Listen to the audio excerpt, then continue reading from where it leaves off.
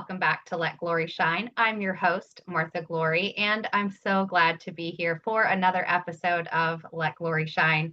Today, we have a couple. This is the first time I've had the blessing and opportunity to interview a couple. And so I'm really looking forward to it. And I can't wait for you to get to know this fantastic couple that I got to meet a few months ago at a conference that I went to in Dallas, Texas, Surrender to Rise with Elena Rodriguez. And it was just an instantaneous connection when I met these two. They radiate light, they radiate love, and their walk with the Lord is precious and inspiring. And so I knew that I needed to have them on the show. So I would like to introduce to you Moises and Bree Rico. Hi, guys. Hello. Hello. Hi, everyone. Thank you so much for having us. Yes, thank you very much. Absolutely. Like I said, what a blessing to have gotten to meet you in Dallas. And when I first saw you, I saw your light before I saw you guys, and I know that that's light attracts light connection. Attracts connection. You guys probably feel that too as you walk through life. Like there's certain people that are connected that we feel drawn to or we feel connected with. And I always hmm say there's no coincidences. There's no happenstance, right? Like God crosses our paths with other people when we need them to cross our paths for a reason, for a growth, for a lesson, for something, right? And so when I got the pleasure of meeting you guys, I was like, this is like a younger version of me, Bree. Like, Oh, I was God knew like, exactly what he was doing Yep. with that event because it was literally like he was putting all of these people together for a reason, and that's exactly how I felt. I was like, okay, I'm never letting go of these people ever. They will be in my life forever. yeah. And that's also when we surrender, right? When we surrender to our mission, to our purpose, to our vision that the Lord has put on our heart, that God has put on our heart, like you will meet paths with other like-minded individuals, because that's not, again, it's not by mistake, it's not by happenstance. And so I want you to explain to my audience, what is your mission, your vision? What has God called you to do in this part of your life, this season of your life? Because it's been growing and it's beautiful to get to watch. Our mission, to put it in a few words, is to make marriages great again. And the reason behind the mission is we all came from a relationship. We literally would not be here if there was no relationship prior to us. We all came from a mom and a dad who came together, right? And whether they had a relationship or not, that relationship affected us in many ways that we have no idea. And we believe that has transpired in the increase of so many devastating things like suicide, depression, people being medicated, all these things that are transpiring nowadays that we see all over the world. And we believe that the common denominator that we all have is that we came from a relationship. So, hey, maybe the fix, quote unquote, of all this is to improve relationships so that the future generations that come along, they have better lives because they saw what a healthy marriage between a man and a woman was.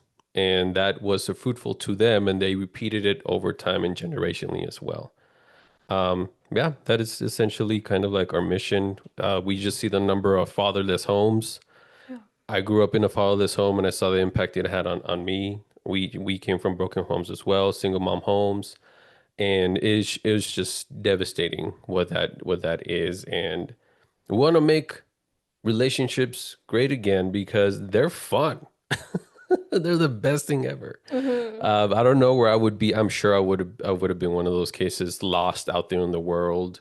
More than likely a father with three baby mamas and all that stuff, following what everybody is doing. Three baby mom.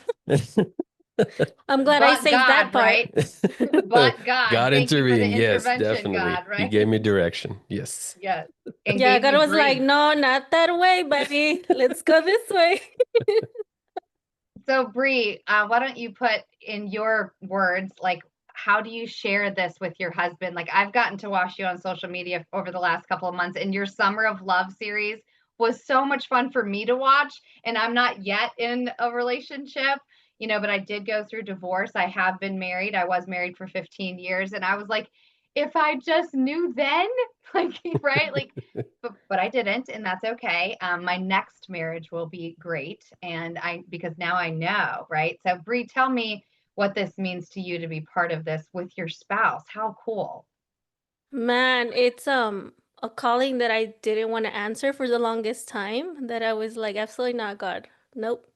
I will stay in the shadows forever. But we kind of started because he actually started first trying to help the side of the men with this whole relationships and mental health and stuff. So he started doing that a few years ago, and we realized that it needed to be a couple thing because yeah, like you can heal individually, but we noticed that as we did it together, it just created much more impact. It just brought much more healing. Like he says it's fun because we're literally best friends. Mhm. Like there is nothing that I don't tell my husband, and I have friends and I don't share everything with them. Like Right. somebody once told me like a woman takes her secrets to the grave. And I didn't understand that because I was like, I literally told my husband all my secrets. Like Right. the ugliest parts of me that I was so ashamed of, I told him, and he didn't judge me. He wasn't like, attacking. He wasn't like anything. He was just a space. He created a space of like love and support that I was like, oh my gosh, like I've never had this before. So, at Surrender to Rise, having all of you guys and obviously him, I was like, you know what? This is a time where couples need this. And not just couples, but divorced, people, single people, because they don't know that like having a best friend to do life with is like it's the most beautiful thing. Like I love my children and they will always be my children, but my best friend, like I can't describe it. Like I don't know. Yeah. But Summer of Love like just showed it all. Like that was our daily life. Like it wasn't even us like being like, oh, we gotta do this for the camera. I was like, we would just do it and we'd like, oh, we didn't record it. Okay, next one. Like, Yeah. okay, we'll record the next one. It's fine. And like, we would remember because it wasn't just one thing a day. It was like several, like little things that we would do for each other. So the recording was the hardest part. Yeah. Yeah. Well, what I took away from it is this was, like you said, this wasn't for the camera. This is how you guys live. This has become who you are. And that is so important, right? Like I talk about trauma and I talk about healing all the time. But on my journey, like I didn't have to keep reminding people that I was healing because it became who I was. It became how I show up. It became how I talk and communicate with others. It became what my relationship was with God and how that was growing and changing and maturing, right? It just became who I was. So I didn't have to wave a flag saying, I'm healing, guys, right? You No. don't need to. And I see the same thing with you guys is you don't have to like put on the show or to create something that's not organic or authentic because it's just who you are, which is so beautiful. So I want to thank you for that. Bree, you said something that really touched me, and it's so true. And I don't know that I've heard it quite in that way, but women, as women, it takes, especially grown women, right? Like I'm 46. It's And you very look hard. 25. Thank you. But it takes a lot for us to take down all of our walls and to become vulnerable with anybody, right? And my best friend is a female who we've known each other for 35 years, right?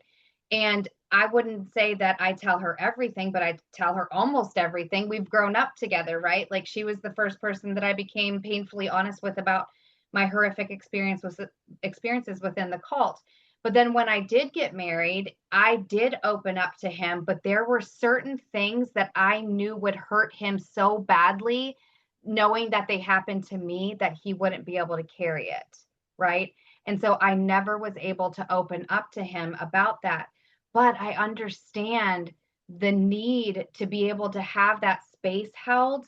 And now that I've been on my healing journey, I understand it even in a deeper way of understanding if I can't be held in that space for the things that I've experienced, then there's something wrong in the relationship, right? Do you Mm-hmm. resonate? It makes so much sense because like those are things that I know he would kind of get a feeling of. When I first told him about my child abuse, we hadn't talked about it ever, and all he did was like, "Hey, did something happen to you?" Because he knew that something was going on, and we were already married, we already had like 2 kids. So it wasn't even at the beginning of a relationship, it was years of him noticing, okay, something's going on because she acts a certain way at times. So it was him asking and holding that space. And then there was another time in our marriage where we kind of did a confession, and we haven't talked about this ever on any podcast or anything, but we did a confession where he first told me about his porn addiction. And it was hard because he knew that I couldn't hold a space for him. But he's like, I have to tell you. Like, I know that it's going to be hard. I know you're gonna be heartbroken. And I was like, there was days that I didn't even want to wake up. And I was like, I think it's my turn. And then I had to tell him, other things that happened within the relationship and stuff. And that just created way more connection because after that, like those confessions, our relationship just flourished after that, right? Yep. Yeah, after. Because there's no longer secrets, right? There's no longer harboring of something that you're holding, right? Because Mhm. when we hide something, we are carrying a weight. When we are lying about something or being untruthful or just not being able to expose or verbalize, we're carrying a weight, Aw. right? We're carrying a weight, and he clearly noticed that weight that you were carrying, Bree, and he had the skills to be able to ask in a kind, gentle way to be able to allow Exactly. you to share. That's how did you know to do that, Moises? Like how did you like how do you know that? First off is of course noticing, being curious about your spouse. A lot of people in relationships are critical. They're just like, how come you're this way? You need to Mm-hmm. stop doing that. I don't know how you're going to stop doing that. I don't know what's going on, but you need to figure it out, kind of thing. Right. I became curious, and through that curiosity, probably scrolling through social media, I found another couple who kind of offers the same services that we do. And in one of those, it had to do with intimacy. And that's where I kind of noticed the struggle within her. And in that, I think it was kind of like one of those free webinars, seminars kind of thing. And they discussed their past and something happening in their past that it's now interfering with their present intimacy. And it was one of those where I knew it was going to be a tough conversation. I didn't know exactly what happened, but I kind of set the environment for her to be feel safe enough to kind of open up. Meaning, the kids were with babysitter. It was just us two, simple dinner at home, and because it was just two, it was quiet. I popped a question like, "Hey, babe, I need to ask you something. It may or may not lead to something, but I noticed that you're acting this way. Is it because something happened in your childhood?" And that's when she kind of had a kind of a realization. It brought back that I guess that moment, but she felt safe enough to disclose it to me. And I held that space. I told her I'm sorry on that happened to her, and I'm here to help her through it all and everything. So that was the moment where she disclosed that to me. And again, that was years into our relationship. So it Right. wasn't just, first date and we disclosed everything. It was trust built over the years. Right. Right. I think back on my marriage, and a lot of the deeper stuff came out when I was triggered, right? Mm.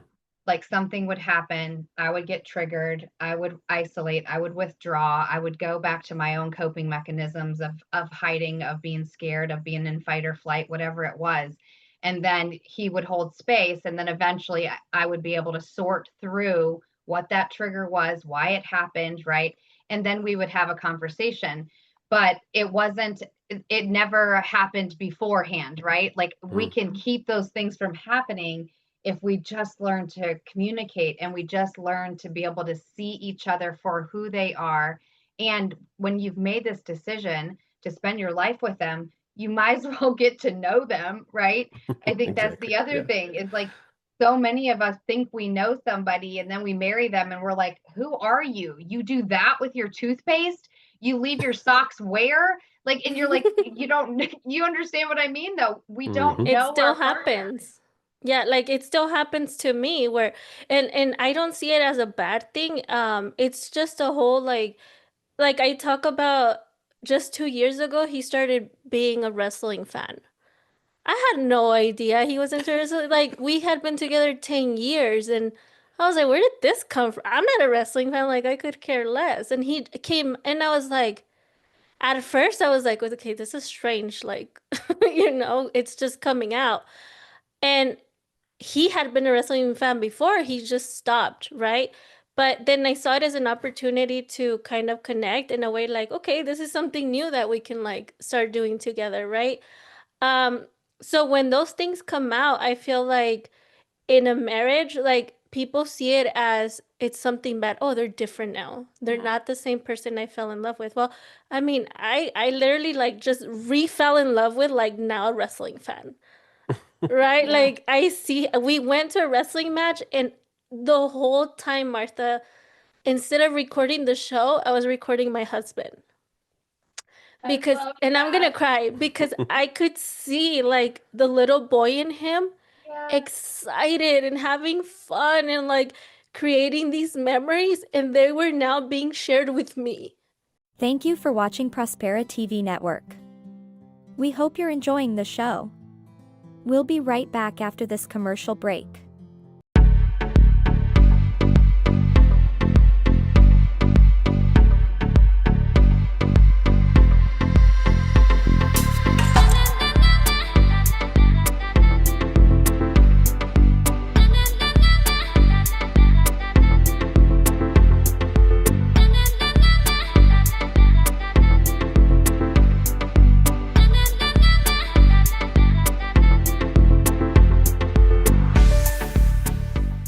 Oh, I love Something that he never did as a child, like little Moises was like at 31, 32 years old, like he is now like excited and like acting like a child.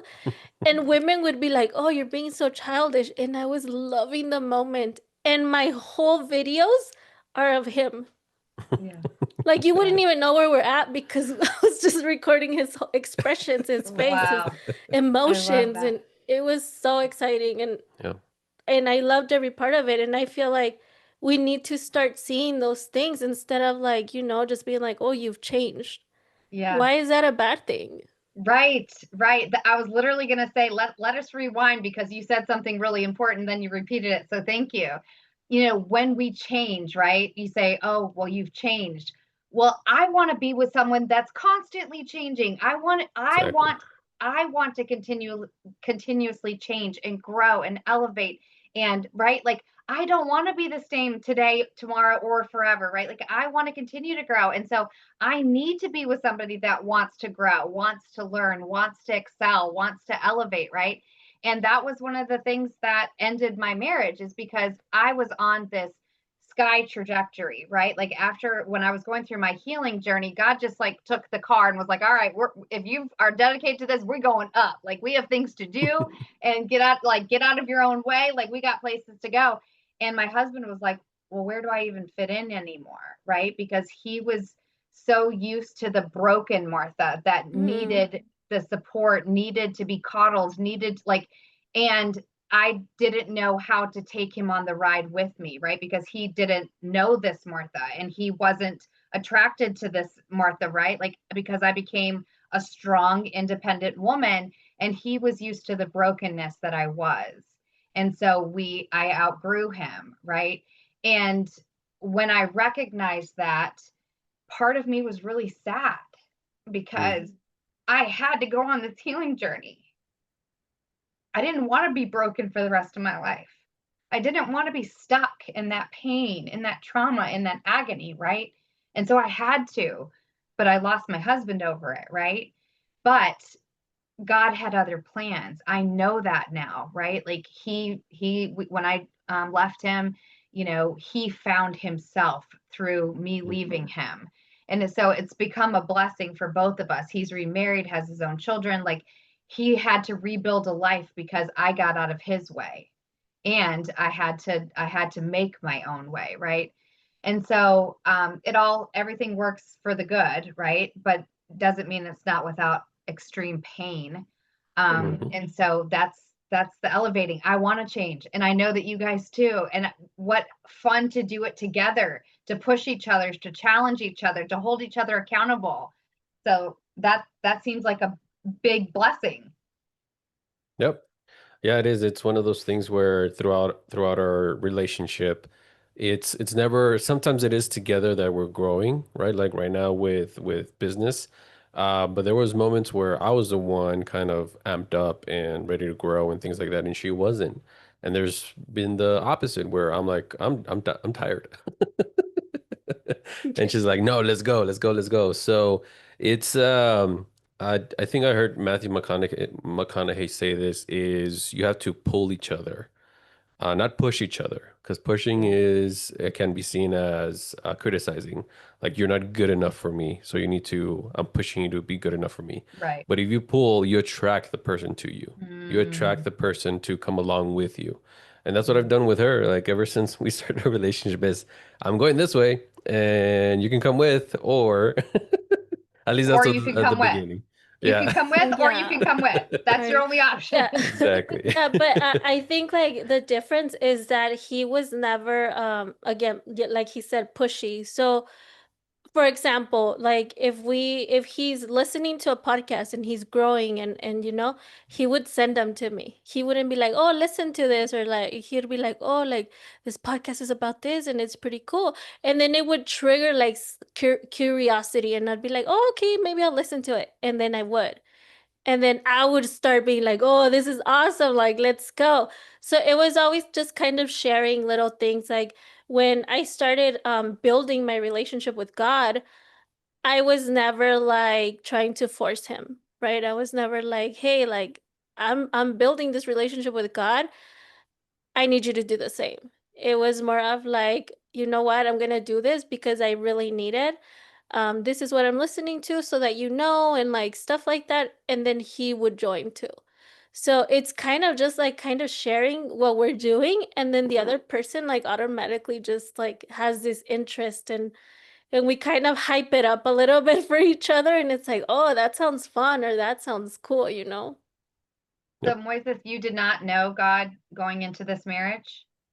I did. I grew up Catholic and we're still Catholic to this day. However, it was one of those things where I think my view of him was very distorted based on my own understanding and maybe sometimes how things were explained to me about who God is. And funnily enough, because of COVID, I kind of accepted God and surrendered to him in 2021 outside of church. Mm-hmm. And it was just through the growth of going, healing myself, healing my inner child, all the things that I went through, and the pain that I didn't know I was carrying, and it led me to surrendering to God and Him showing me like, hey, now that you're through this, I need you to go ahead and pass along the message. And and it took some time to get to what it is now, our mission, but throughout it, I learned so much, and it's all because of him and for him. And yeah, it's a thing that I see it as a calling for whatever it is, whether it's monetary value that we get or not, it doesn't matter. It's just I know that God put it in our hearts, and because we have the experience to go ahead and do so, I know that He trusts us with that calling. And it's Right. our mission to go ahead and accomplish it. Yeah. Something that really struck me when I heard the two of you talking at Surrender to Rise was that both of you come from broken homes. Both of you came into this relationship without good examples of what marriage should look like, or could look like, not should, but could look like, right? The possibilities.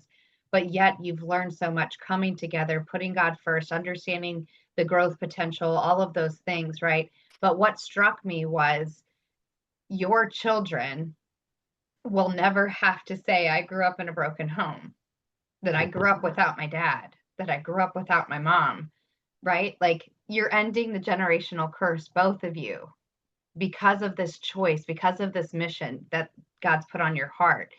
And that, y'all, is how the world changes. That's how we create impact, right? That's how we do it, is by ending the generational curses that we can control, that we decide, no, I'm not going to pass this on, even though it happened to me. I'm never going to allow my children to have to go through this, for the things that we can control, right? And that, yeah, y'all, that's impact. That's powerful. And that's what you're doing. How does that feel? Yeah, it's and it's not even just like our three girls, because I feel like, because my son, obviously he came from my previous relationship, right? And he went through that, through the same thing as I did. But now, like, he sees a healthy relationship, right? So our girls, they know mommy and daddy love each other. They know that, yeah, like, we argue and stuff, but it's never like unhealthy. Like, they're never afraid, they're never scared, right? My son, it took him a while to understand that him and his dad and I couldn't be together, but that this is what a healthy relationship looks like, right? And it's funny because he spent the night, or he spent a weekend at a family member's house, let's say that. And he was like, oh, like, they were apologizing because they were fighting and they were yelling at each other. And he was like, and I told him, like, oh, it's okay, I'm used to it because I hear it at my aunt's house. And I was like, well, at least it's not at our house, right? Like, he doesn't hear it at our house, and this is where he spends the most time. So that, in a sense, made me feel good, because I'm like, hey, like, he's a teenager now. He soon will start his own relationships, and he now knows what a healthy relationship is. So, like, our daughters will have that, and now our son, who came from also a broken home, like, knows what a healthy relationship is. And that, to me, is like, this is why we do this, not just for the ones that are still together, but even the ones that have separated. Yeah. Yeah. For as me, as her husband, and as a father of three little girls, it I see her in my girls sometimes, in the sense that they will not have to run to dads because they don't feel safe with mom. Or even when they're with dad, they're like moving out as soon as possible because they don't know where to go. They know that they don't feel safe with mom, but they don't also feel safe with dad. So they're not moving out as soon as possible and getting into so many things that because of the circumstances that she ended up in. And it's kind of like saving my daughter's lives and their innocence, and kind of allowing them to develop how God intended them to develop, and let them know, like, hey, relationships are not something that you play with. It's not a game of cutesy and things like that. No, you're building each other. So just know that whenever you bring a man to the house, there's gonna be some high standards to meet. Because in the sense is, I need to trust you enough that you're going to take care of my girls the way that I took care of them, and even better, Yeah. because that's what I taught them. Yeah. And anything less, they will feel that gap. Yeah. And Yes. yeah, it can lead to certain stuff. Yeah. Right. Understanding their worth, right? As women, but also as men, as a trauma coach, I talk about worth all the time, because so many of us go through our whole lives without knowing we are worthy of who we are, right? We are worthy of the best. We are right. And so we attract what we are. And if we don't feel worthy, we're going to attract people that also feel unworthy. And then we're Mhm. like, well, why did this not work again? Right? Because we attract what we are. And that's why everything that we do, say, think is what we create. And you have to be really careful with that and really intentional about that, or else you end up doing that same cycle over and over again. So Moises 100%. and Bree, there's not enough time. Like I could keep talking to you guys for 2 more hours because I can't believe this time's already up. But before I let you guys go, I always ask all of my guests the same question to end the episode. And that is, what does it mean for you guys to let your glory shine? Answer that, or You go ahead. um, is to allow people to see what a real relationship is, and for us to be able to disclose it. I'm much of a protector, so sometimes like posting online and social media and things like that, it's like, what are we getting ourselves into? Yes, because people have opinions, right? And we can take it a certain way, but it came to the conclusion where, like, hey, the impact that we have is worth that risk, Yep. is worth having that transformational change because it benefits everybody, not just us. And selfishly, also, we might be talking to the parents of our future daughters' husbands. And we're like, Exactly. hey, well, you need to fix your relationship so that your kid can go ahead and grow up in a healthy household, and they might meet my daughters in the future. And because of that, hey, they Mm-hmm. have a healthy relationship too. Yep. Absolutely. You've taken it on as a responsibility, right? When we truly have that understanding of our mission, of our purpose, and we're in alignment with that, it becomes a responsibility, sometimes heavy, right? To Yep. shoulder and heavy to, Heavy as the crown. Yep. yes, yes. Y'all, thank you so much for being here. I have been blessed over this last 30 minutes, just like I was when we got to meet face to face at Surrender to Rise. I can't wait to get to follow and see what you guys are doing and the podcast. We'll put your podcast information in the show notes, so that they can, our audience can find you as well. And I just want to say thank you for your time, and I can't wait to see you in person very soon. Let glory shine. Let glory shine. From the ashes I rise. Every scar a story, every tear baptized. This is my freedom, this is my climb. Let glory shine, it's the power inside.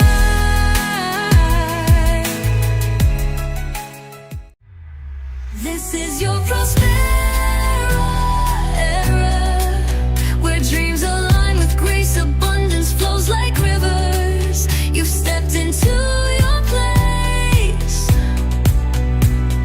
Rise, reign, and remember, you were born to shine. Welcome to your moment, Prospera, it's time. We hope you enjoyed today's show on Prospera TV network. Make it a point to visit us on YouTube and catch all your favorite shows anytime you want. Interested in hosting a show of your own? Or advertising your business on our network? Contact Elena Rodriguez.